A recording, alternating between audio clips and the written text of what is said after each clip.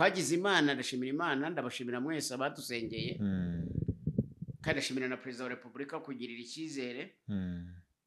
Rumva ndi umupasitori nk'abandi bapasitori, ndi umusenyeri nk'abandi basenyeri, kugira ngo abayangira icyizere nyobore komisiyo ku rwego rw'igihugu kumara imyaka 10 n'indi myinshi cyane. Ni igitangaza cy'Imana. Imana imuha umugisha kandi yangiriye neza. Ndamushimira cyane. Uyu ni umugisha mbonye wo gushimira His Excellency Paul Kagame. Kuba yarampaye uwo mugisha akampa chance gukora ahantu haremereye, ahantu hangombwa ku mitima y'Abanyarwanda, mu cyerekezo cy'Abanyarwanda, ngasavinga iyi myaka muri bya bintu nakunda, muri bya bintu muri bya bintu yitangiye, muri bya bintu byatwaye ubuzima bw'Abanyarwanda, muri bya bintu Abanyarwanda babana n'ubumuga ari byo bazize barwanirira bya bintu, akanshyiramo nanjye nkabamo ngakoramo. Ni igitangaza cy'Imana.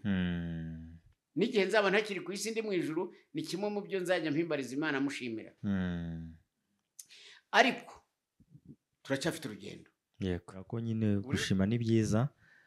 Ushimiye nyakubahwa Perezida wa Repubulika waguhaye izo nshingano akakugirira n'icyizere. Ariko ushobora guhita nibaza, ubona Perezida, nyakubahwa Perezida wa Repubulika bwa mbere byari ryari? Namubonye ataraba perezida. Kugira ngo twicarane tuganire tuvugane, namubonye ari vice president. Yego. Ariko na mbere nari naramubonye. Iyo se muri mu buhunzi za Uganda ntabwo?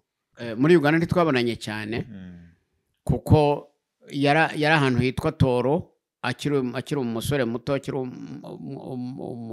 umwana muto muri primaire, aho bari batuye na late Fred Rwigema n'abandi. Nge nabaga muri Bunyoro, muri northwest ya Uganda.